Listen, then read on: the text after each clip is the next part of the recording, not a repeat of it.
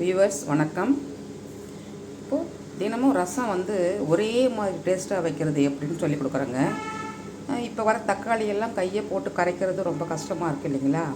அதனால் இப்போ நான் செய்கிற மாதிரி செய்திங்கன்னா ரசம் வைக்கிறது ரொம்ப ஈஸிங்க. இங்கே பாருங்கள், நான் இப்போ 2 பேருக்கு உண்டான அளவு ரசம் வைக்கிறேன். 2 பேருக்கு மட்டுமே போதும் அந்த ரசம். ஒரு தக்காளி, கொஞ்சம் போல் புளி,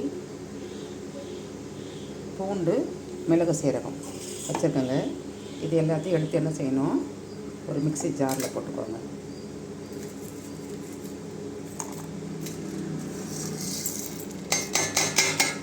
மிக்ஸி ஜாரில் போட்டு இது நல்லா நைஸாக அரைச்சிக்கிறோம்.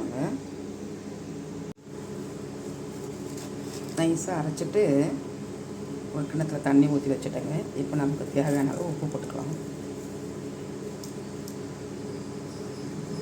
இப்போ என்ன செய்யலாங்க, ஒரு வாணலியை சூடு பண்ணிவிட்டு அதில்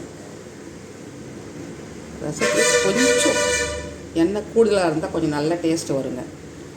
எண்ணெய் காஞ்சதும், எண்ணெய் சூடாகிடுச்சு பாருங்கள், கடுகு போட்டு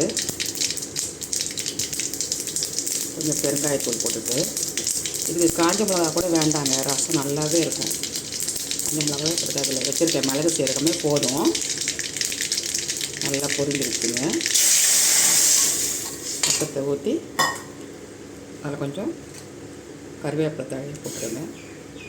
ரசம் கொதித்து இறக்கிட்டு சாப்பிட்டு பாருங்கள். தினமும் ஒரே டேஸ்ட்டில் ரசம் இந்த மாதிரி பண்ணலாம். தேங்க்யூ.